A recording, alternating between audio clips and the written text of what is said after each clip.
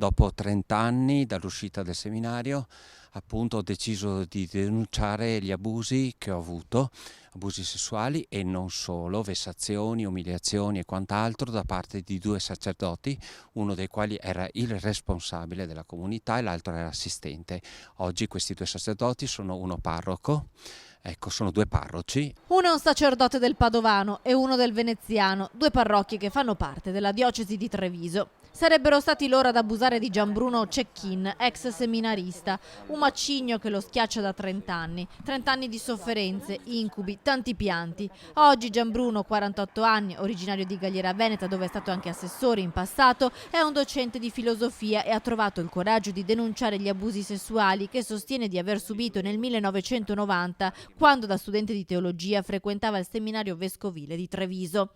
Dopo 30 anni la svolta, un viaggio ad Haiti, l'incontro con un medico diventato suo compagno e la decisione di raccontare tutto in una lettera indirizzata all'attuale vescovo di Treviso e a Papa Francesco, che vuole incontrare. A spingerlo alla denuncia proprio il recente vertice in Vaticano sul tema della pedofilia. La forza è stata anche quello di conoscere altre persone che hanno vissuto le mie stesse dolorose avventure. Si può vivere per 30 anni con un peso di questo tipo? Si sopravvive, non si vive.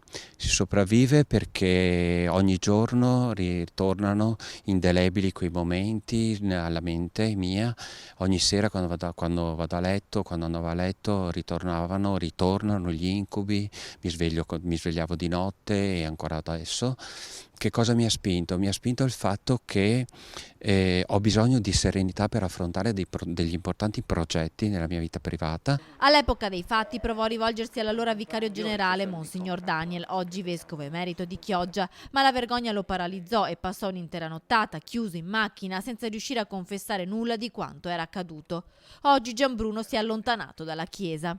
Io non vado più in chiesa, non credo più nell'esistenza di Dio, perché se Dio ci fosse stato non avrebbe permesso che tantissimi giovani come me, migliaia di giovani come me vivessero quello che ho vissuto io, e quindi credo che non avrebbe permesso, quindi per me Dio non esiste più.